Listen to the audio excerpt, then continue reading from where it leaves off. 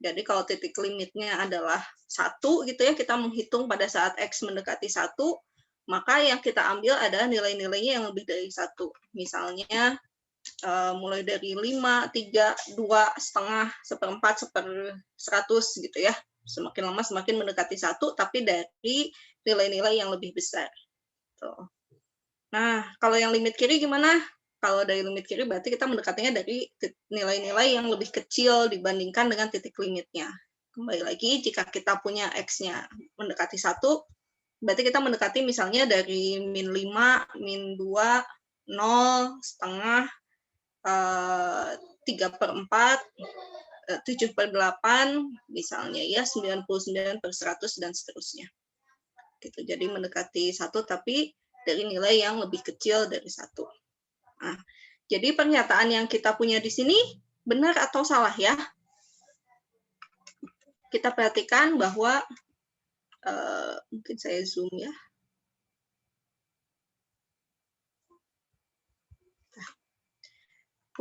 Nah, ini kita akan menghitung limit kanan. Oh, kegedean. Oh, kegedean banget.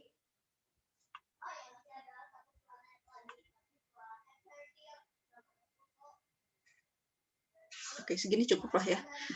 Nah, kita menghitungnya limit kanan. Berarti kalau limit kanan kita mendekati, kalau X-nya mendekati titik A, berarti A-nya kita ambil titik-titik yang bernilai lebih besar dari A. Maka jawaban ini adalah jawaban yang benar ya. Oke. Kita lihat selanjutnya. Oh ya, ini urutan pertanyaannya harusnya ngacak ya, jadi berbeda urutannya untuk setiap orang harusnya. Oke, jika Gx-nya sama dengan 0, maka akan berlaku limit X menuju A dari F per Gx sama dengan limit X menuju A dari Fx dibagi limit X menuju A dari Gx. Apa yang terjadi ya jika kita punya ini? Betul atau salah ya? Nah, jika kita punya Gx-nya adalah 0 untuk setiap X, otomatis nilai limit dari X menuju A di Gx-nya juga akan selalu 0. Apa yang terjadi? Berarti gimana dong? Nanti akan ada pembagian dengan 0 ya. Nilai limit ini jadi tidak akan terdefinisi. Seharusnya gimana? Pernyataan ini betul atau salah? Salah ya, karena kalau kita tuliskan seperti ini, hasilnya akan tak terdefinisi. Yang benar adalah jika Gx-nya tidak sama dengan 0, maka akan berlaku seperti ini. Tapi kalau Gx-nya 0, ya harus menggunakan cara yang lain. Jadi pernyataan ini adalah salah. Oke. Kita lanjutkan.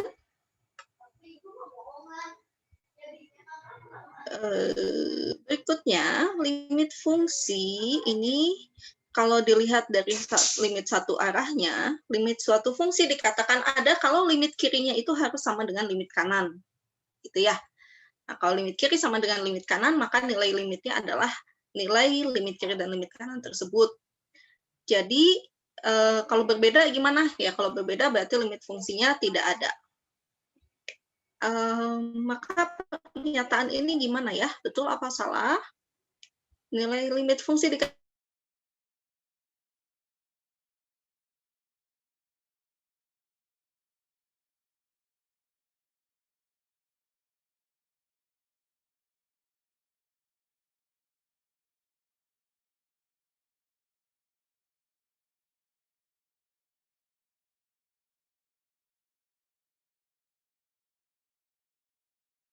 berarti pada saat X semakin mendekati A, nilai Fx akan semakin mendekati minus L juga ya, harusnya bukan mendekati L. Maka pernyataan ini juga salah.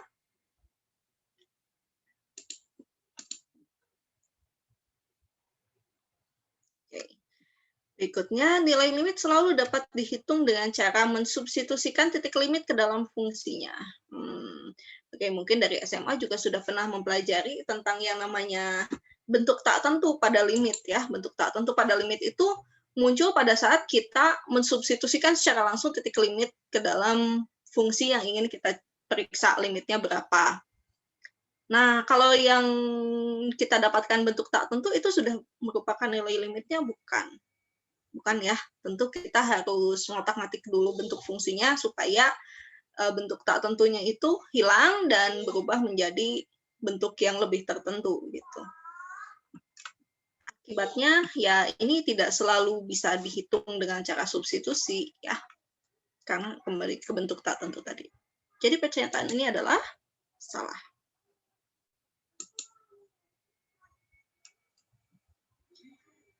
Oke, kebetulan ini ya. Bentuk tak tentu. Apa aja sih yang menjadi bentuk tak tentu? Pertama, bentuk 0/0. Kenapa 0/0 menjadi bentuk tak tentu? Karena bilangan berapapun yang membagi 0 dibagi bilangan berapapun, maka hasilnya adalah 0. Tapi yang jadi masalah adalah, jika kita melakukan pembagian dengan 0, hasilnya tak terdefinisi. Tapi kalau kita punya bilangan A per A, ya, dengan A-nya tidak sama dengan 0, itu kita akan selalu mendapatkan nilai 1. Nah, makanya ini menjadi bentuk tak tentu. Kemudian tahingga per tahingga. Kenapa tahingga per tahingga? Coba kalau misalnya tahingga kita bagi dengan bilangan berapapun harusnya tahingga. Tapi bilangan berapapun jika dibagi dengan sebuah bilangan yang sangat-sangat besar, nanti itu akan menuju ke 0, gitu ya, hasilnya 0. Terus kembali lagi, kalau A per A, itu hasilnya akan 1. Gitu. Maka ini menjadi bentuk tak tentu. Nah, nanti konsep tahingga juga ini berbeda-beda gitu ya. Ada tahingganya yang lebih kecil, ada tahingga yang lebih besar. Mungkin akan lebih jauh dibahas di pengantar analisis real ya. Maksudnya gimana sih? Bayangkan bilangan asli ya, 1, 2, 3, 4, 5, 6, 7, 8, 9, dan seterusnya. Itu kan ada tahingga banyaknya bilangan. Terus bandingkan dengan bilangan bulat. Bilangan bulat ada berapa banyak? Tak hingga juga, cuma tak hingganya itu lebih banyak daripada jumlah bilangan asli. Nanti dibandingkan dengan bilangan rasional, itu lebih banyak lagi dibandingkan dengan jumlah bilangan bulat.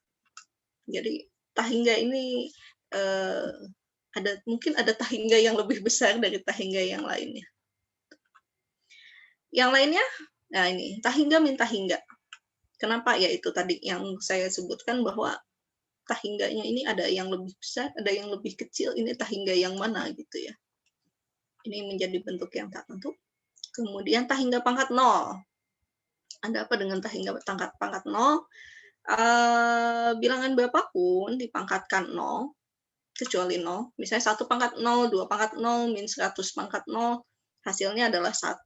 Gitu ya. Tapi tahingga jika dipangkatkan, harusnya hasilnya adalah tahingga atau negatif tahingga. Oh enggak, maaf. Ini akan menjadi 0 atau menjadi tahingga gitu ya. Kenapa jadi 0? Misalnya tahingga pangkat min 1, 1 per tahingga itu dianggapnya menjadi 0 gitu ya. Nah, tapi kalau tahingga pangkat 0 hasilnya berapa? Ini menjadi bentuk tak tentu juga. Jadi ya ini memang beberapa bentuk tak tentu yang mungkin muncul dalam perhitungan limit. Ada yang lain, ada ya sebetulnya ada 0 per 0, kemudian apa lagi ya? Rasanya ada 7 apa 8 gitu bentuk tak tentu. Tapi ya ini bisa dianggap betul ya. Mau ditambahkan dengan yang lain? Oke. Ini kuncinya adalah apakah ini merupakan bentuk tak tentu? Ya, betul ini bentuk tak tentu.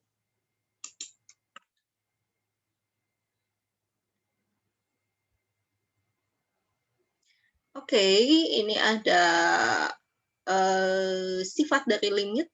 Nah, sifat dari limit ini sebetulnya cukup enak ya dipakainya. Jadi kalau berbeda dengan perhitungan turunan, pada saat kita punya limit dipangkatkan, pangkatnya bisa keluar. Diakarkan, akarnya bisa keluar. Dikalikan, bisa dilimitkan satu-satu baru dikalikan. Gitu. Pembagian juga sama, bisa dibagi satu-satu baru, maaf, salah. Bisa dilimitkan satu persatu baru dibagi. Gitu. Jadi ya nanti kita akan bahas lebih lanjut. Ya mungkin sudah dibahas juga dengan Bu siapa sekarang? Bu Ono ya? Oke, ini adalah benar. Kita lihat berapa soal lagi ya, 3 soal lagi. Kekontinuan. Fungsi f ini akan dikatakan kontinu di titik A jika limitnya pada saat x menuju A ini sama dengan nilai fungsinya. Jadi ini betul, ini adalah definisi dari kontinu di sebuah titik. Oke, kita lanjutkan. Artinya apa ya? Oke. Kalau substitusi langsung menghasilkan nilai tak tentu, ada beberapa strategi yang nanti bisa kita pakai. Mengalihkan dengan sekawan, membagi dengan pangkat yang paling tinggi, variabel dengan pangkat tertinggi, atau misalnya dengan apa namanya? Membagi dengan faktor yang sama gitu ya, antara pembilang dan penyebut. Ada lagi yang namanya L'Hopital, tapi kan ceritanya kita belum bahas tentang turunan ya. Jadi L'Hopitalnya jangan dulu dipakai. Maka ini betul salah satu strateginya.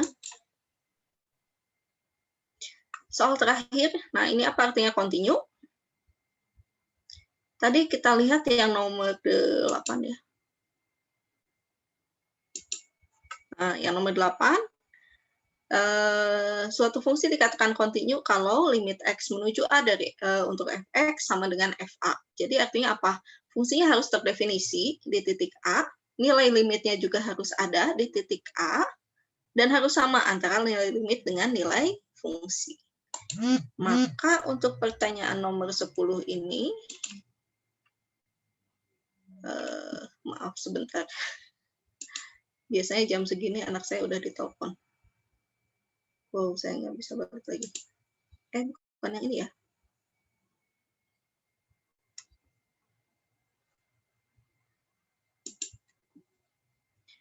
Nah, maka untuk pertanyaannya ini gimana? Fungsi f terdefinisi di titik A, betul ya, nilai limitnya juga harus ada di titik tersebut, dalam artian apa nilai duet didekati dari sebelah kiri dan kanan ini harus ada, dan nilai limitnya harus sama dengan nilai fungsi. Di sini katanya berbeda ya, jadi pernyataan ini adalah salah. Oke, mari kita cek apakah saya salah memasukkan kunci jawaban.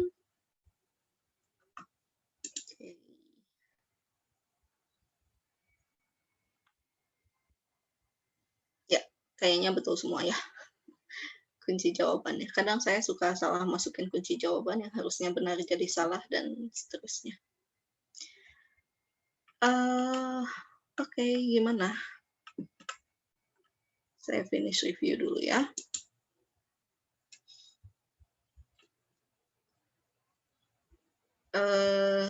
Nilainya nggak usah dilihatin lah ya untuk yang dari kelasnya. Nah, kita akan membahas tentang limit dan kekontinuan pada minggu ini. Apa aja sih yang akan kita pelajari? Pertama, apa itu konsep limit? Kemudian bagaimana cara kita memanfaatkan sifat limit untuk menghitung nilai limitnya, dan juga bagaimana kita memanfaatkan limit untuk memeriksa apakah suatu fungsi kontinu atau tidak. Nah, kalau di kelas kuliahnya udah sampai mana ya? Sudah membahas tentang limit dan kekontinuan? Atau udah masuk ke, apa namanya, turunan? Baru kekontinuan, Bu, kemarin. Oke, baru kekontinuan. Berarti tentang limitnya, udahlah ya. Pada lancar semua tadi yang pertanyaan terkait limit. Mudah-mudahan. Oke, apa itu limit? Ya. Kita lihat mapelnya.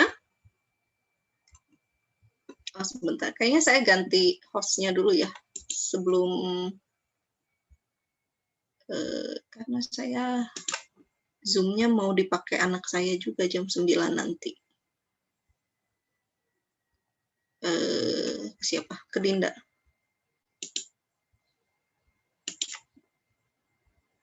Bentar, ini Dinda Asleb kan?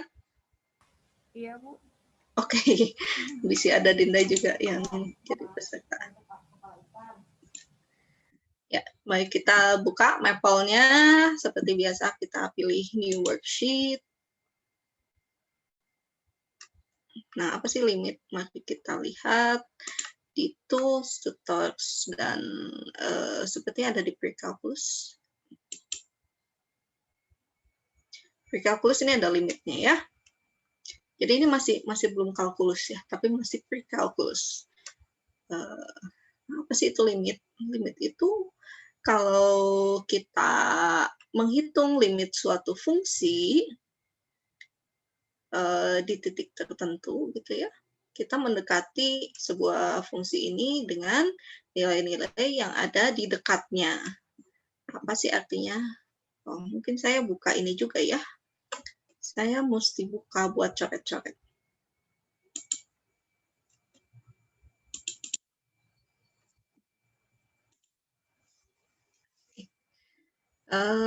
Secara formal,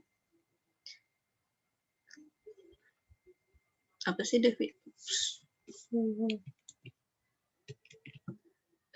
definisi limit?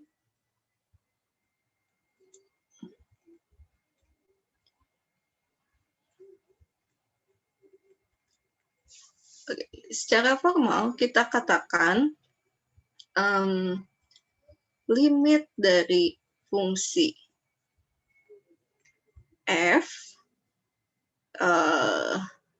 di titik A. Oh, saya lupa. Kalau yang namanya definisi kita harus tahu dulu f-nya itu apa ya. Jadi kita beri definisikan dulu. Misalkan f adalah sebuah fungsi dari nggak jadi lagi. Misalkan A adalah suatu himpunan di dalam bilangan real dan f ini adalah fungsi yang didefinisikan dari A ke bilangan real. Ya, jadi sebuah fungsi real dengan domain A.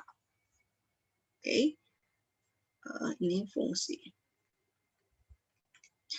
Kita katakan limit fungsi f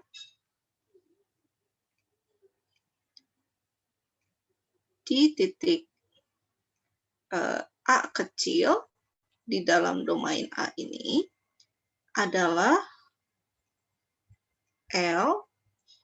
Jadi artinya apa? Saya mau bilang bahwa limit X menuju A dari fx ini sama dengan L. Jika untuk setiap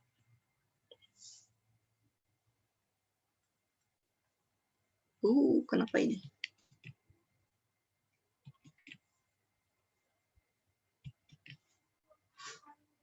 Untuk setiap epsilon positif, kenapa nolnya ke sana ya?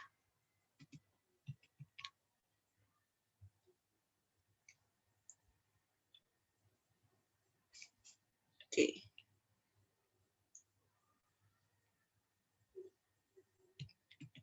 Sekarang tabletnya yang sedikit ngadat. Terdapat delta positif, sehingga kalau X-nya dekat-dekat dengan A kecil gitu ya, tapi nggak sampai nempel,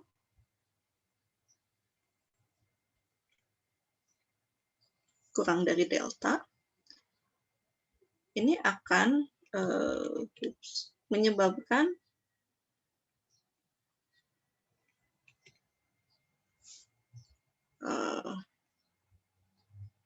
fx min L ini kurang dari epsilon. Oke, pesan rahasia apakah ini? Jadi kalau kita punya, pakai warna apa? Merah itu ya. Nah, artinya apa sih? Ini ada epsilon dan ada delta. Ya, mari kita sedikit belajar abjad Yunani. Apa itu epsilon dan delta? Epsilon itu melihat jarak antara fx dengan L-nya.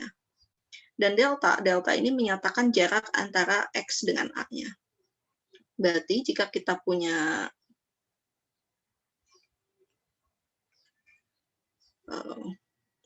pakai warna lain gitu ya. Misalkan gini.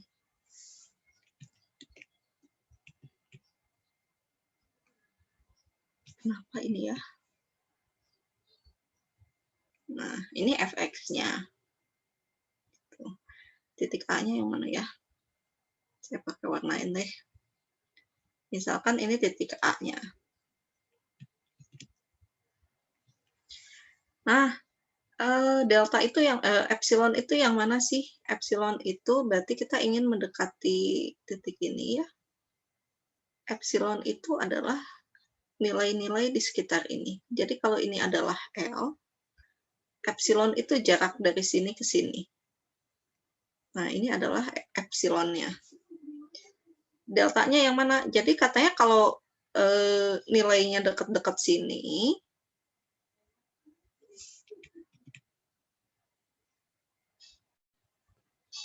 kok saya nggak bisa lebih ke pinggir ya?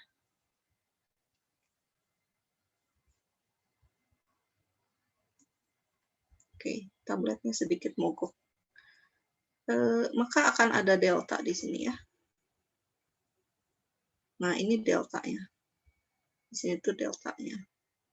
Ini juga deltanya. Mungkin di kelas Bu Anoy menyatakan bahwa kalau misalnya X-nya semakin mendekat ke A, maka L-nya, fx-nya akan semakin mendekat ke L. Kalau fungsinya bukan kontinu, kalau fungsinya mulus kayak gini sih, ya masih bisa ini ya, masih oke lah ya. Cuma yang jadi masalah adalah, saya tutup dulu mungkin ini. Sekalian, kita akan mempelajari bagaimana membuat grafik. Untuk membuat grafik, saya zoom deh. Untuk membuat grafik suatu fungsi, kita tuliskan plot fungsinya. Saya ingin memperlihatkan fungsi ini.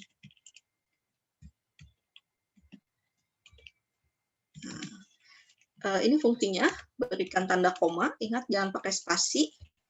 Kemudian berikan selang tempat kita ingin menggambarkan. Ini wajib nggak wajib juga sih, kita bisa nggak memasukkan ini, tapi saya ingin memperlihatkan kalau nilainya min 1 sampai 1.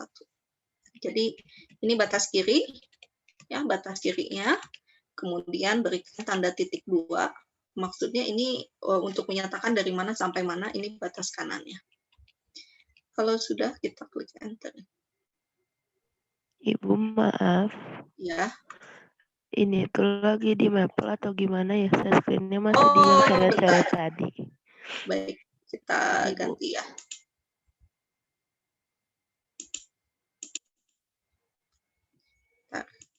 Kebetulan saya salah masukin fungsinya. Kok nggak mau ya, sin X per X.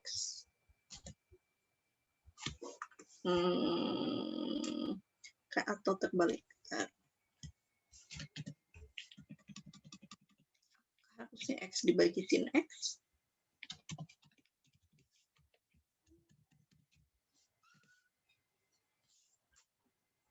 Bentar.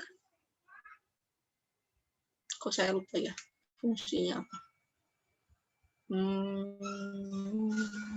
Rasanya sih betul sin X dibagi X.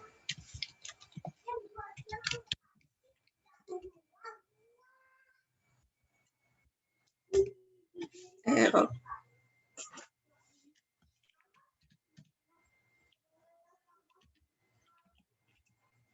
Oh, kok nggak mau?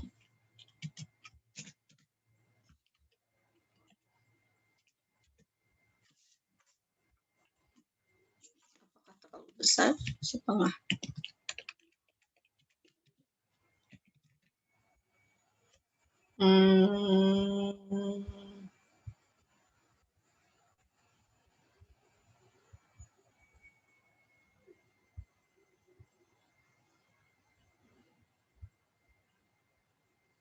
Rasanya sih betul. Saya berharap bentuknya jadi yang mana ini?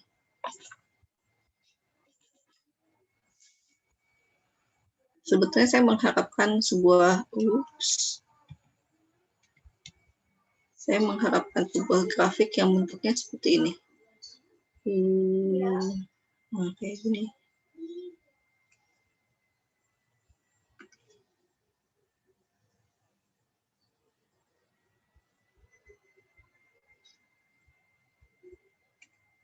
tapi saya lupa fungsinya apa ya, rasanya sih sin X per X. Nah, kenapa sih yang kayak gini kita nggak bisa mengatakan pada saat X-nya mendekati A ini menyebabkan Fx-nya mendekati L, karena di bagian sini, ini kan naik turun dengan chaos-nya ya. Jadi meskipun jarak antara X dengan X1 dengan X2-nya ini ternyata X1 lebih dekat dengan A dibandingkan dengan X2, tapi bisa aja nanti jaraknya dengan titik L di sini, titik L-nya sama dengan 0, mungkin nilainya jadi lebih tinggi gitu dibandingkan Fx1-nya nilainya lebih jauh dari L dibandingkan dengan Fx2. Jaraknya ke L. Ya gitulah. Mungkin dibahas lebih lanjut pada saat pengantar analisis real nanti ya dengan Pak Gani. Nah, tapi ini adalah definisi formal dari limit. Pada dasarnya adalah jika jarak antara X dengan A, mana sih X-nya? Ini A-nya ya, ini nilai-nilai X-nya berada di sini, jadi jaraknya kurang dari delta. Ini akan menyebabkan jarak Fx-nya akan kurang dari epsilon. Gitu. Jadi semakin jika kita memilih suatu selang untuk nilai-nilai Fx-nya, jadi kalau X-nya dekat-dekat dengan A, Fx-nya juga akan dekat-dekat dengan L. Ini adalah definisi dari limit. Tuh. Ya. Terus bagaimana cara kita mengecek limit dari suatu fungsi? Ya karena tadi ya istilahnya kan yang dekat-dekat. Maka jika kita ingin menghitung sebuah limit fungsi,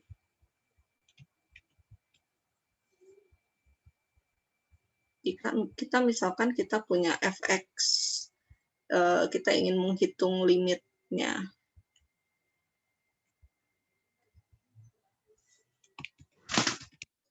Ini di titik A. Jadi nanti kita akan mungkin perlu membuat sebuah tabel gitu ya. Ini untuk nilai-nilai Fx-nya. Ini untuk nilai-nilai X-nya, terus kita cari nilai-nilai Fx-nya. Tapi kita tidak akan membuat X-nya ini nempel ke A gitu ya. Dalam konsep limit, X-nya ini tidak boleh sama dengan A. Itu yang kita pilih. Kita hanya melihat yang nilainya dekat-dekat dengan A. Kenapa? Karena kita mungkin mendapatkan nilai fungsi, bentuk fungsi yang seperti ini.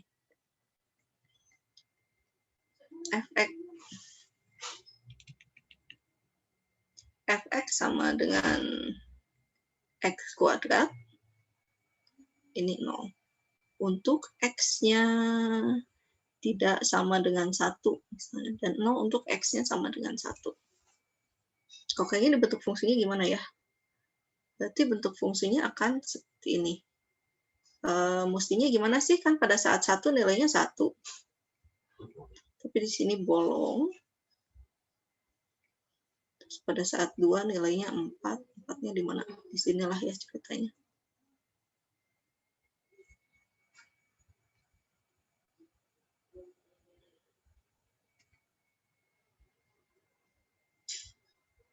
Saya bisa hapus nggak sih?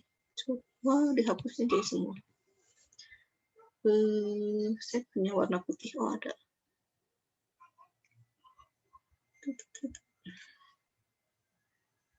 Kembalikan ke warna hitam.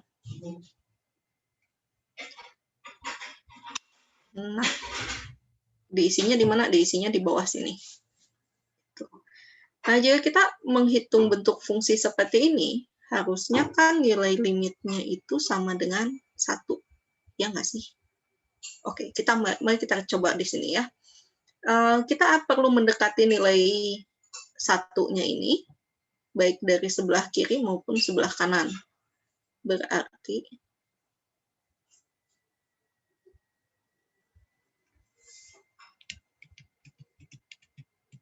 sekarang tabletnya yang lagi bermasalah. Berarti gimana? Berarti kita coba lihat, misalnya pada saat 3, 2, Terus semakin mendekati 1 gimana jaraknya kita kurangi ya. 1,5 itu 3/2. Terus dekati lagi ke 1. 1/4 ya berapa ya? 5/4. Mau berapa lagi?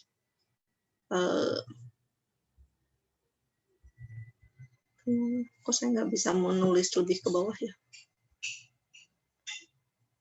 Sekarang bisa. Berapa lagi? 1/8.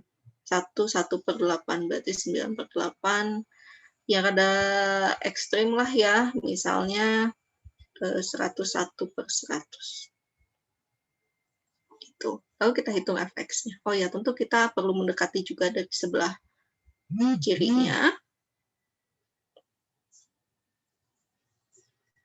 Kalau dari sebelah kirinya gimana? Misalnya mulai dari -1, 0, setengah,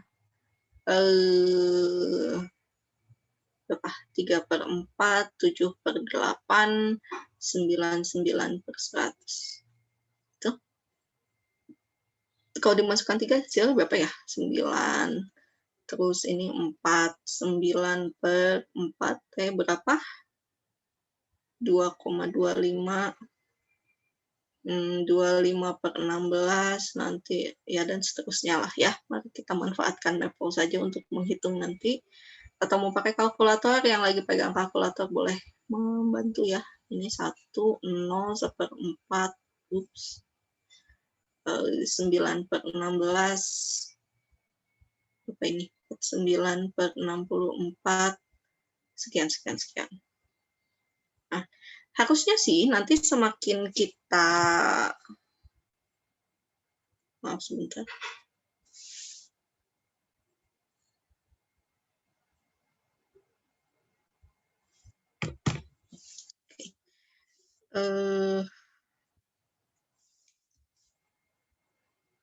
Harusnya sih pada saat nanti kita buat ini semakin mendekati 1, ya, misalnya mau nyobain 1.001/1000 gitu ya, nanti nilai fx-nya ini semakin lama akan mendekati 1.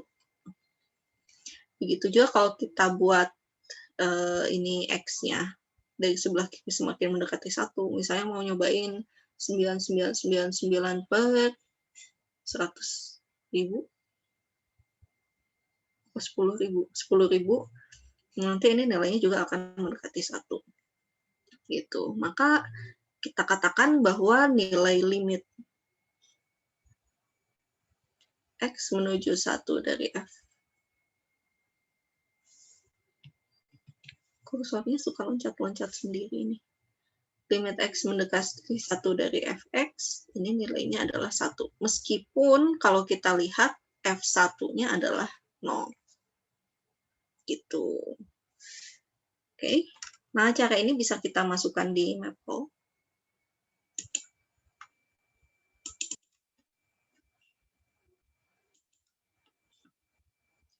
Kita pakai yang tadi ya, limit. Kita pakai tools, tutor. Ini yang pre-calculus, pilihnya. Pre-calculus dan limit. Tuh, tadi kita punya fungsinya apa ya? Piecewise. Aduh.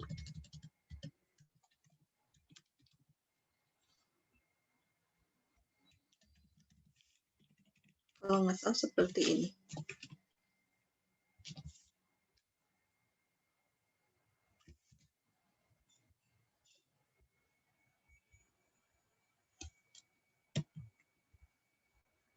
Sebentar, saya lupa gimana cara nulisnya. Ditutup dulu ya.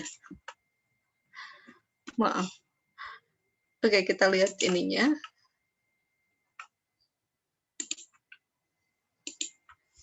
Kita punya F-nya X. Oke, ini cara untuk menuliskan fungsi ya. Kita pakai bentuk yang seperti ini, F.2 sama dengan A. A-nya ini untuk variabelnya, Y-nya untuk bentuk fungsinya. Jadi kalau saya ingin membuat fungsi yang bentuknya piecewise, saya menuliskan F.2 sama dengan variabelnya X. Kemudian beri tanda panah. Tanda panah bisa digunakan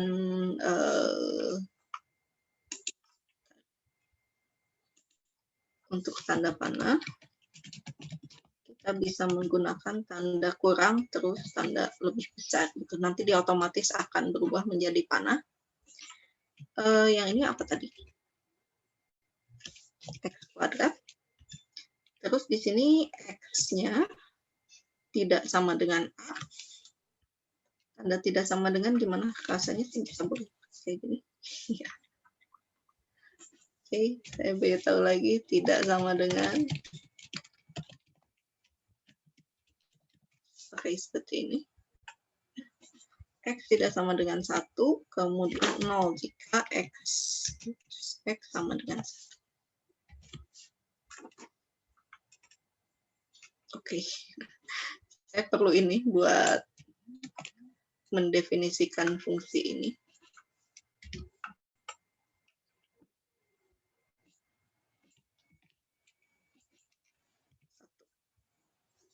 Nah, kita lihat di sini dia akan mendekati nilai-nilai X-nya yang di sebelah kiri, ini dan ini nilai-nilai fx-nya. Untuk memunculkan hasil perhitungannya, kita bisa klik display.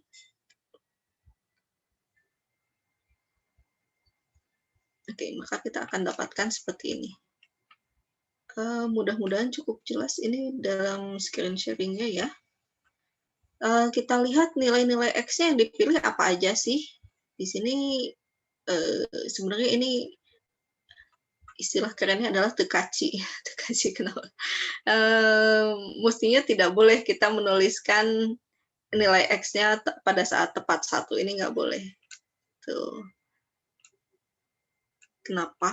Karena, ya. Kenapa ya? Karena nanti nilai fx-nya nggak akan nempel ke sini. Harusnya nggak boleh sampai nempel. Tuh. Nah, kita lihat pada saat nilainya berapa? Pada saat nilai X-nya min 4, fx-nya 16, pada saat min 1,5, 2,25, dan seterusnya, pada saat 0,688 T, berapa ya? Ini kan minus 1/4 ya. Ini 1/, ini 3/8, kalau nggak salah. Jadi agak random, nggak random juga sih. Saya nggak tahu ini pakai angkanya berapa. Jadi, tapi ya kita lihat ini semakin dibuat agar semakin mendekati 1.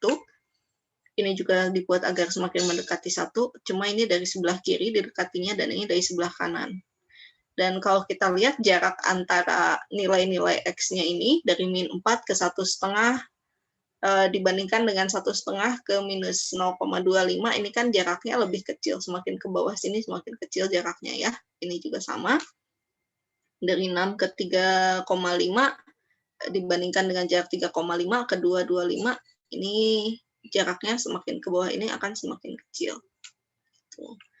Dan kita lihat nilai fx-nya gimana. Nilai fx-nya juga kalau kita lihat ini semakin menaik ya. Awalnya turun, terus naik lagi, nanti akan mendekati 1. Nah, kalau yang ini juga, kalau ini mah terus akan menurun terus ya, sampai mendekati ke 1. Kita juga bisa melihat animasinya, pergerakan nilai-nilai X dan fx-nya. Kalau dilihat ini pada saat 1, dia loncat tut gitu ke bawah, karena nilainya 0. Nah, kalau kita dekati dari sebelah kiri saja, nah harusnya kan mulus ya dia berhentinya di sini, tapi ini malahan loncat ke bawah. Supaya lebih jelas mungkin kita bisa cek di plot option-nya.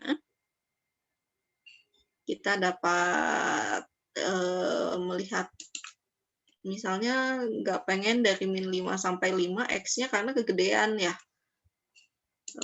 Buat aja X-nya dari berapa? Min 1 sampai 2 misalnya. Sampai 3. Y-nya berapa? Perlu yang negatif? Kayaknya nggak perlu deh. Kita pakainya 0 aja. Sampai maksimum 5, oke lah.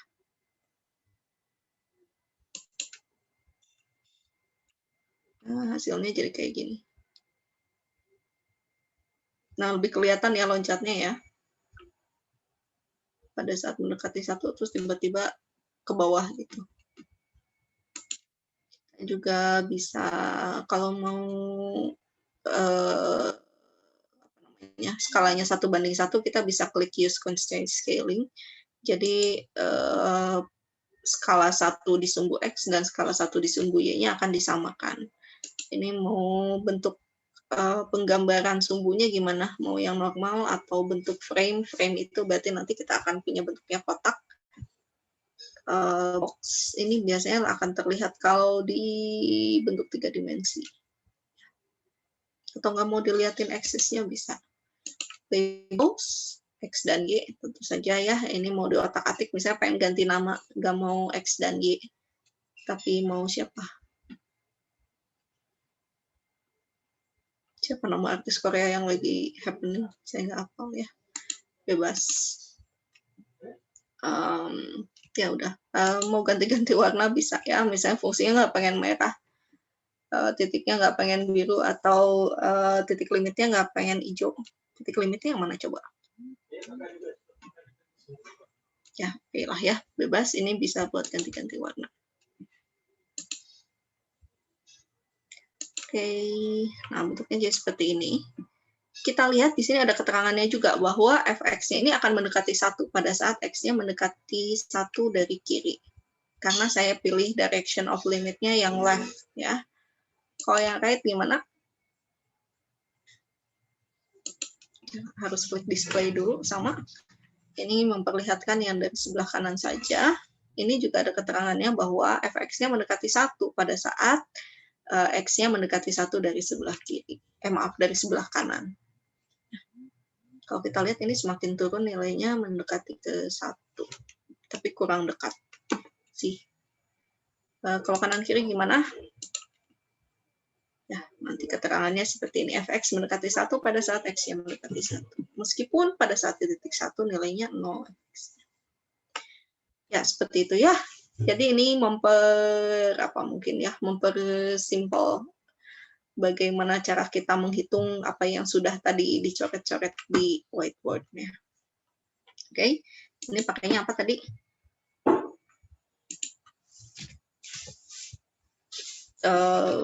Saya tulisnya di whiteboard-nya aja deh.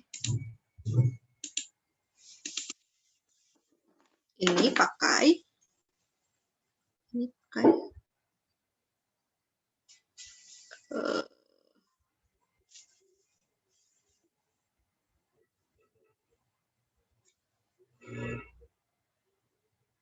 tabletnya lagi nggak ada hari ini. Tutor,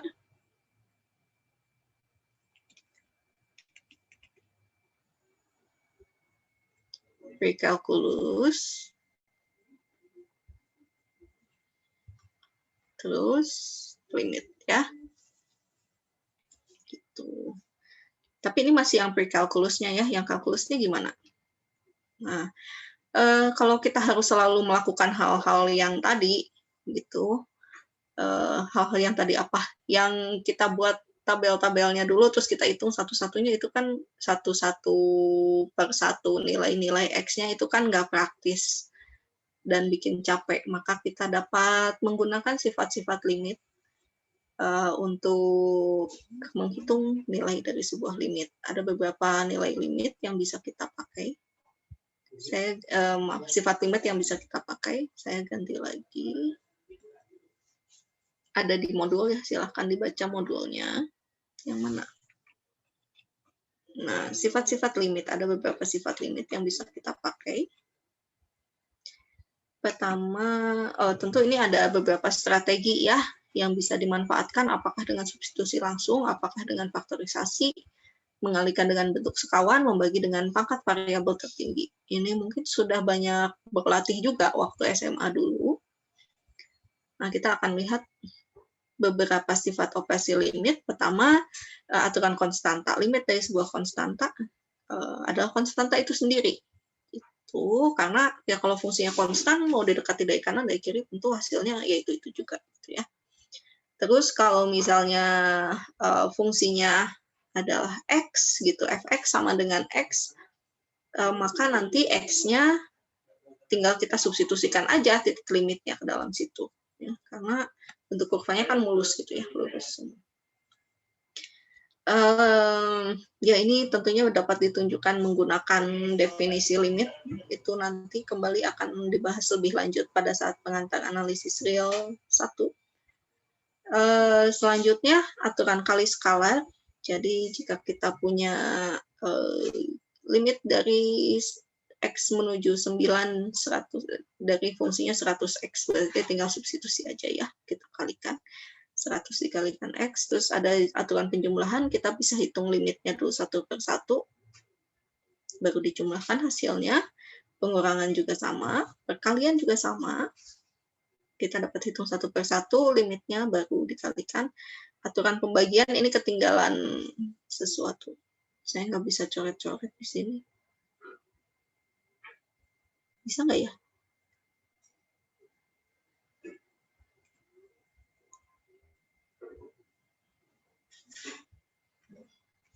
Suka ribet kalau pakai.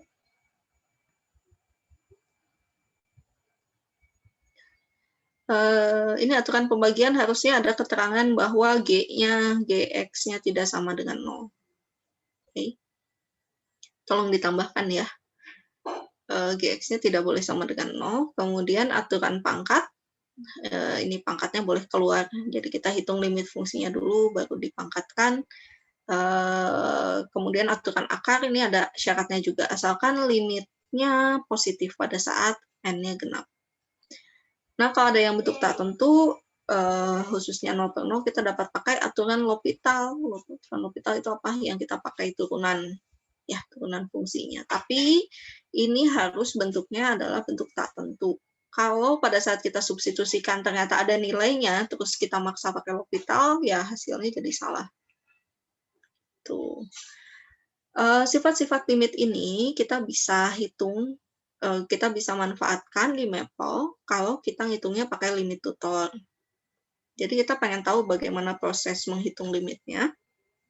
Tentu kita bisa aja langsung menuliskan.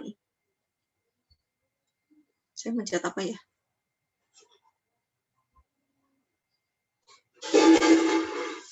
Oke. Tentu kita bisa aja langsung menuliskan mana yang buat limit teh. Nah, di sini ya, di bagian kalkulus ya tabnya. Misalnya limit X mendekati, bisa pencet tab ya buat pindah-pindah. X mendekati 2 dari apa? Misalnya X kuadrat min 4X plus 4 dibagi berapa? X-2. Kita bisa pencet ini dan langsung dapat hasilnya 0. Oke. Tapi caranya dari mana? Kalau kita langsung substitusikan kan hasilnya 0 per 0. Nah, kalau pengen lihat langkah-langkahnya, kita bisa pakai tutors. Kita lihat yang sekarang bagian kalkulus. Kalkulusnya kita masih pakai single variable ya. Mana cari yang ada limitnya? Limit methods. Ya. Kita menghitung limit methods. Agak lama. Kita masukkan fungsinya. Fungsinya apa sih? Fungsinya yang kita punya di sini adalah X kuadrat min 4 kali X ditambah dengan 4. Okay. Hati-hati pada saat menuliskan 4X harus dituliskan bahwa ini adalah 4 kali X, jadi 4 bintang X. Jangan sampai lupa menuliskan bintangnya, kalau enggak Maple-nya pundung. Pundung, ada yang bukan orang Sunda. Kemudian kita mau menghitung variabelnya variabel apa. Nah ini kita bisa memasukkan variabel lain sih, pakai huruf lain. Cuma kembali lagi nanti ya, semua akan dianggap konstanta sama Maple gitu, tidak dianggap sebagai variabel. Titik limitnya di mana? Titik limitnya adalah 2. Direction kalau kita pengen ngeceknya limit satu arah, jadi dari arah kiri atau kanan. Nah, kita bisa pilih limit kiri atau limit kanan. Kalau kita pengennya limit secara umum, ya bukan limit satu arah, ini dikosongin aja. Oke, kita klik start. Kalau sudah oke, nah sudah berubah. Mohon maaf, saya nggak bisa menzoom bagian ini. Mudah-mudahan cukup jelas ya kelihatannya, apalagi yang pakai HP mungkin kecil-kecil tulisannya. Cara liciknya adalah kita dapat langsung mengklik all steps ya. Cuma kalau kita langsung klik all steps ya selesai gitu. Cuma kan nggak seru ya. Ini kita nggak lihat prosesnya kayak apa. Kalau mentok bolehlah kita klik next step. Tapi kan pengennya sambil belajar gitu. Jadi kita gunakan sifat-sifat yang ada di sini. Sifat apa aja yang bisa kita pakai? Ini kalau di hover mouse-nya ke tombol-tombol yang ini, nanti kan ada muncul keterangannya ya. Nah, kalau constant itu maksudnya sifat tadi kalau fungsi konstan. Jadi kita bisa lihat limit C sama dengan C. Identity ini untuk yang sifat yang kedua. Kalau limit dari X ini adalah A. Constant multiple perkalian dengan konstanta, ya. Sum itu apa? Jumlah. Jadi limit F plus G ini sama dengan limit F ditambah limit G. Difference kalau pengurangan, limit F min G sama dengan limit F dikurangi limit G. Produk perkalian, limit F kali G sama dengan limit F kali limit G. Quotient untuk pembagian. Tuh, jadi limit F per G sama dengan limit F dibagi dengan limit G. Terus ada power, apa itu power? Power T pangkat ya. Pangkat limit F pangkat G ini sama dengan limit F pangkat limit G. Ada change itu buat apa? Mengganti variabel. Kenapa mau ganti-ganti variabel? Ya, siapa tahu. L'Hopital adalah aturan untuk indeterminate forms. Jadi untuk bentuk yang tak tentu. Tak tentu bahasa Inggrisnya adalah indeterminate. Pembagian dengan 0. Ya kita lihat nanti. Ini untuk vector, kita dapat memfaktorkan suatu polinom atau fungsi rasional. Rewrite, kita dapat menuliskan ulang. Misalnya ini biasanya yang berkaitan dengan bentuk trigonometri ya. Jadi jika ada identitas trigonometri, misalnya diminta menghitung limit sin kuadrat X ditambah cos kuadrat X.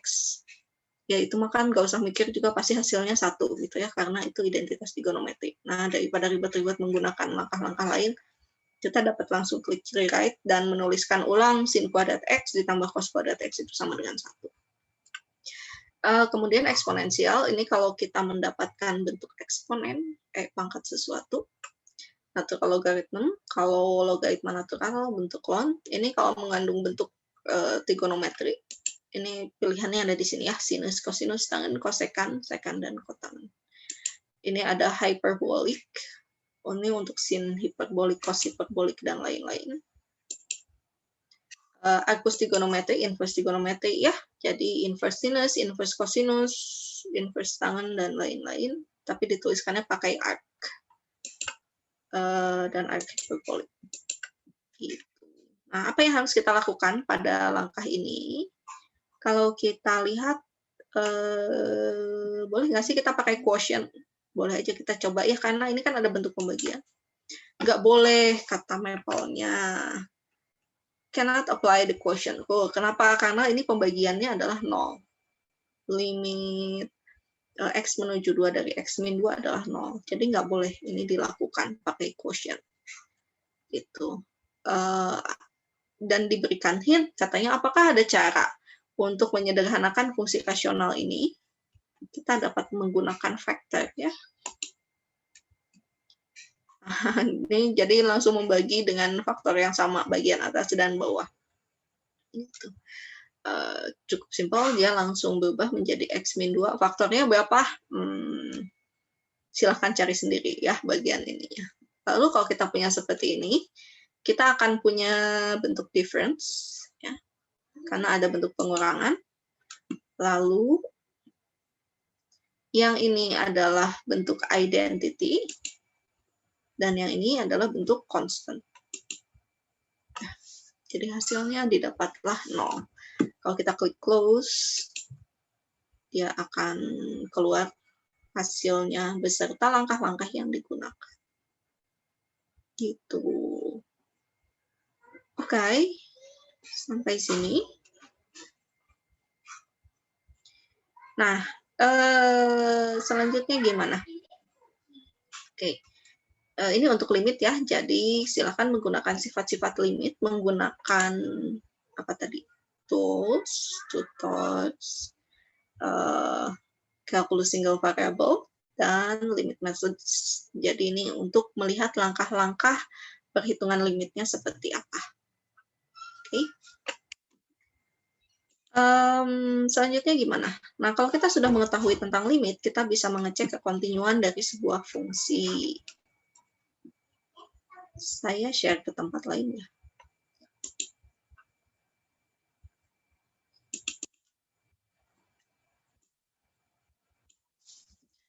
Oke, kekontinuan. Apa itu kontinu?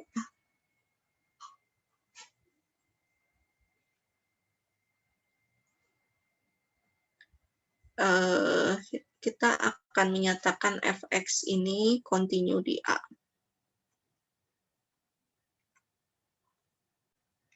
Gitu. Kembali lagi kita lihat definisinya. Oke, misalkan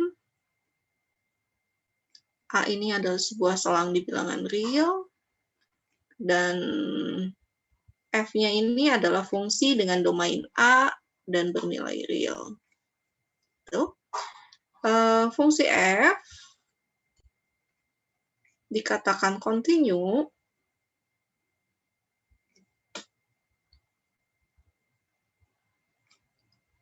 di titik A, di dalam domainnya, jika, kembali lagi ya, untuk setiap epsilon positif terdapat delta, sehingga jika kita punya titik-titik yang cukup dekat dengan A, ini akan menyebabkan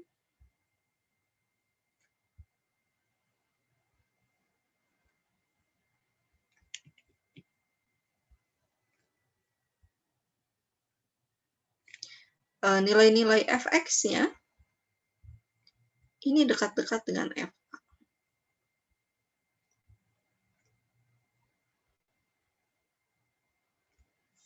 Gitu. Artinya apa ini?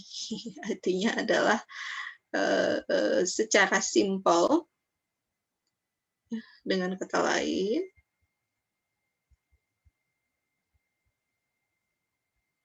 kita akan punya f ini kontinu di A jika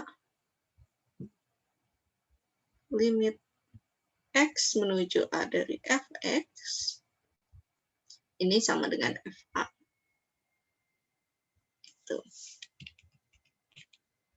Berarti ada 3 buah syarat yang harus dipenuhi ya untuk agar suatu fungsi kontinu. Yang pertama, ini adalah fa-nya harus ada gitu ya. Fa terdefinisi.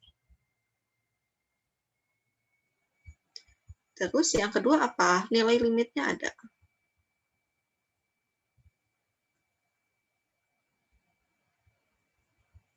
Dan terakhir nilai limit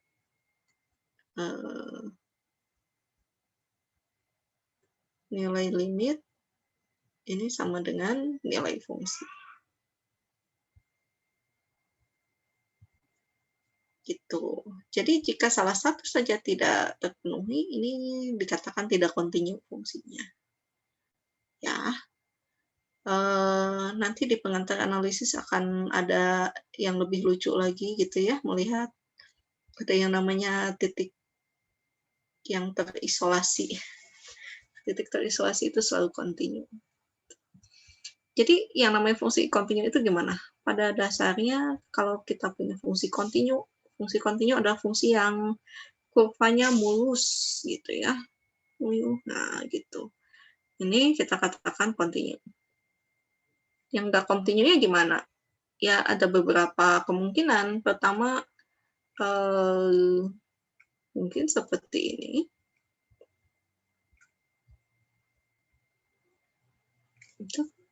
Ini tidak kontinu. Kenapa? Berarti ini nilai limitnya ada ya. Itu nilai limitnya ada.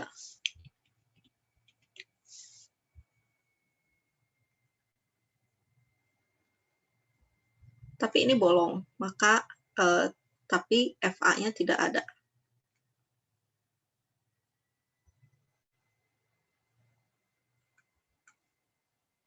Gitu. Ini gimana? Jadinya tidak kontinu gitu ya.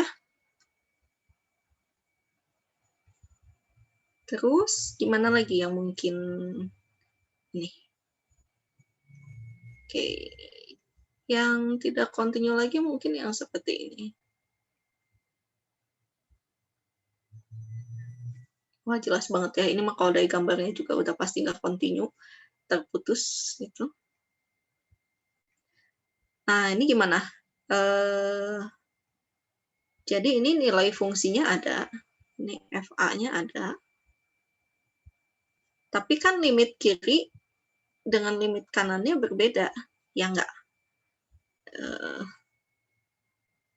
Limit kiri ini tidak sama dengan limit kanan. Artinya apa? Artinya nilai limit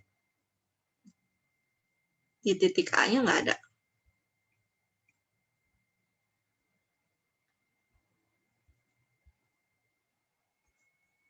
Ini tidak ada. Berarti gimana? Yang nggak kontinu ya. Ada lagi kemungkinan lain? Ada dong. Ya, berarti kemungkinan lain adalah nilai limitnya ada, nilai fungsinya juga ada. Tapi beda. Gitu. Jadi ini nilai limitnya di sini. Ini lim fx pada saat x yang mendekati a, nilainya di sini. Tapi nilai fa-nya di bawah. Gitu. Ya. Di sini di 0. Artinya gimana? Berarti nilai limit tidak sama. Oh, sebentar ya.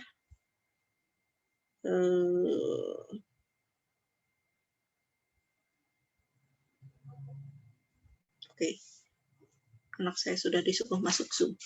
Artinya apa? Artinya jika di sini kita punya FA-nya ada, FA ada, limit fx-nya ada, tapi nilai limitnya ini tidak sama dengan nilai FA. Jadi ini juga tidak kontinu. Ini juga tidak kontinu. Gitu, ya. Jadi pada dasarnya kalau kita punya fungsi yang kontinu, ya ini yang kurvanya mulus-mulus aja. Gitu, ya. Sayangnya meskipun kita dapat memplot grafik suatu fungsi di Maple, tapi bagian yang bolong-bolong gini nggak bakalan kelihatan di grafik fungsinya Maple. Kalau yang loncat ini masih kelihatan. Tuh. Kita coba cek ya, betul nggak? Saya ganti screen sharing-nya. Misalnya apa? Misalnya kita akan memplot fungsi yang begini.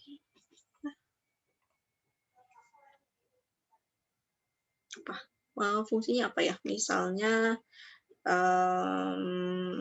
x kuadrat plus 2x min 5 gitu ya. Ini x-nya sama, x-nya kurang dari 2. Gitu. Terus kita punya juga X kuadrat plus 1 misalnya untuk X lebih besar sama dengan 2.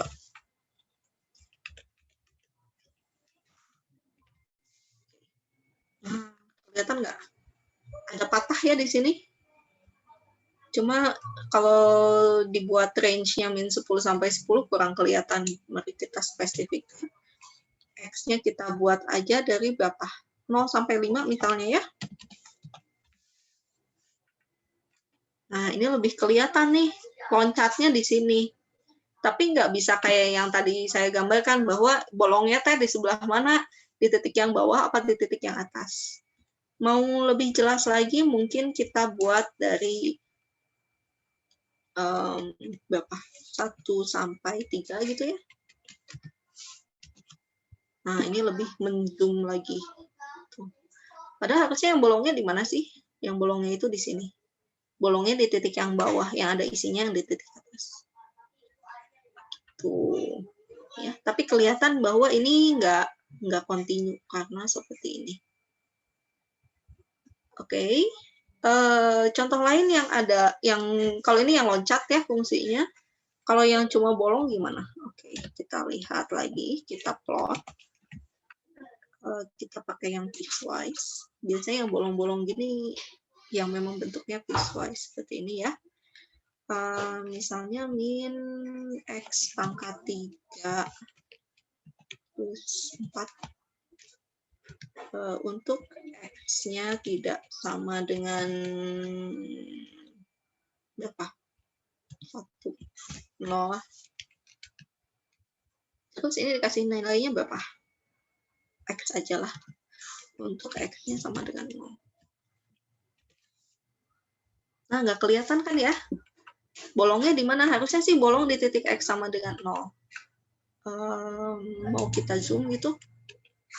Kita zoom, misalnya X-nya mulai dari yang deket deh, min setengah sampai setengah. Jadi nggak kelihatan bolongnya, harusnya nilainya di bawah sini. Jadi kalau di Maple sih kelihatannya mulus-mulus aja, fungsinya terlihat kontinu di titik 0 ya, padahal harusnya bolong titiknya ada di bawah. Ini mau diperkecil lagi selangnya gitu biar apakah jadi ada kelihatan bolongnya? Kayaknya enggak. Tetap ya nggak kelihatan. Gitu. Jadi ini adalah kelemahan dari Maple-nya. Nah, terus gimana cara kita memanfaatkan Maple buat ngecek kekontinuan? Ya, mungkin seperti tadi kita bisa cek hitung nilai limitnya seperti apa, dan kita hitung juga nilai fungsinya. Sebagai contoh berarti kita definisikan dulu, misalnya ini fungsi G. X-nya tadi kita udah pakai ya. X dipetakan ke bentuk ini. Min X pangkat 3 plus 4 misalnya. X-nya tidak sama dengan 0. Terus yang ini nilainya X untuk X-nya sama dengan 0. Oke, kita panggil. Oh, 4-nya masih ikutan naik. Oke, kita lihat. Kita hitung di titik 0 berapa sih? Kita hitung G0.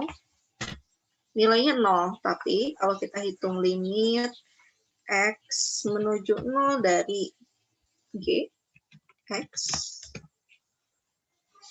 itu hasilnya 0.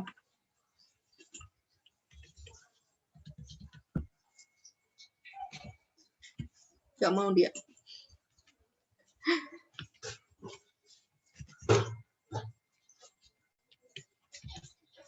Oke, dia nggak mau manggil ya pakai ini. Baik, berarti kita mesti pakai. Oh, belum diinikan. Belum diapakan. Nggak mau juga. Baiklah. Mari kita gunakan. limit methods. Oke, ini di titik 0 ya, start.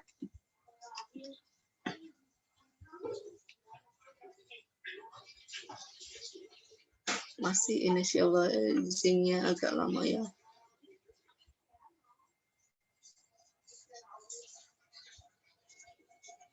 Atau kita harus pilih kiri dan kanan.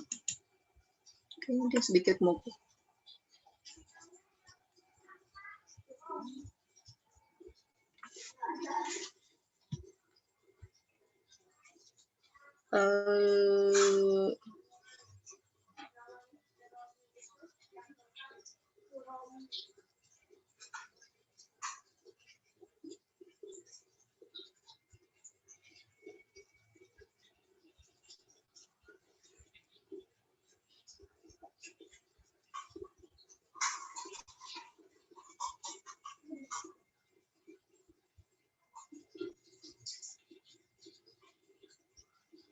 Masih initializing ya.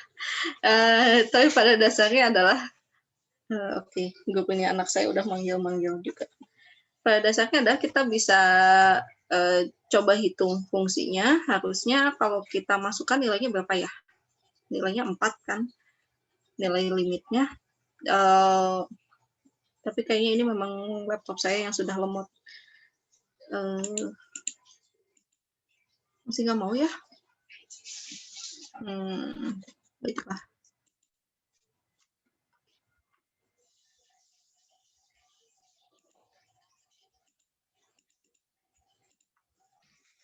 Mau nggak sekarang?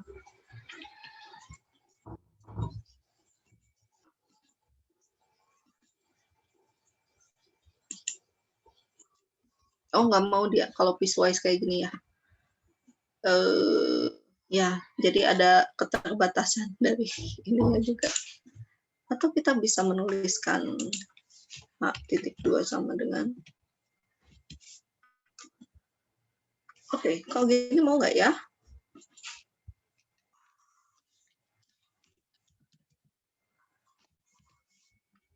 Oke, kalau kayak gini mau. Jadi kita mesti mendefinisikannya dengan dua bentuk yang berbeda. Yang ini didefinisikan sebagai fungsi. Ini didefinisikan sebagai fungsi G-nya untuk menghitung nilai fungsinya di titik 0, dan ini didefinisikan sebagai apa sih, symbolic expression ya istilahnya. Bukan fungsi, tapi cuma ya itu ekspresi simbolik aja. Dimasukkan ke sini, nanti kita menghitung nilai limitnya. Oke, ini baru bisa. Oke. Ya, seperti itu ya. Mungkin sebelum saya menyerahkan kepada para aslep, saya ingin memilih tugas untuk minggu ini. Mau yang mana ya? Ada request? Oke, untuk yang nomor 1 tadi pakai apa namanya? Untuk nomor 1 pakai yang di pre-calculus ya. Pre-calculus yang limits, jadi melihat kalau dari sebelah kiri kita dekati X-nya mendekati 0, nanti nilai-nilai fungsinya akan mendekati berapa. Terus kalau dari sebelah kanannya nanti mendekati berapa. Kemudian sebentar. Mungkin ini untuk latihan nomor 1 itu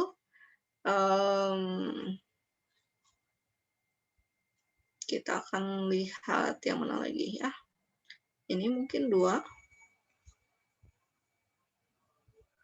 3.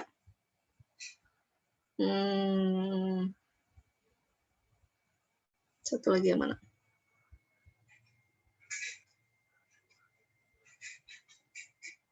Yang ini mungkin ya.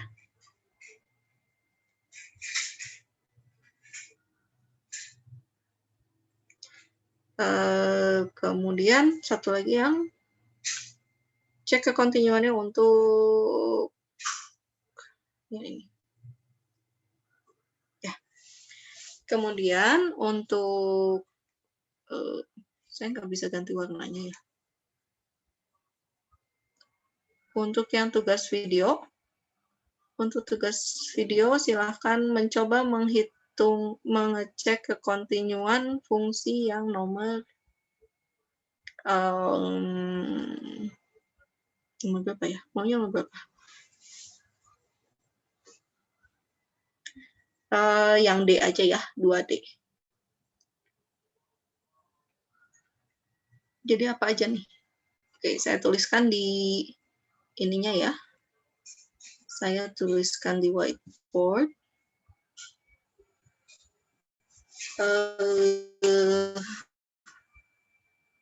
Untuk latihan, silakan manfaatkan Maple-nya juga. Oke. Latihan ini nomor 1, terus nomor 2 apa? 2B, C, dan G. 2B, 2C, 2G. Dan nomor 3C. Dan untuk video, kita pakai nomor 2 apa? 2D ya tadi.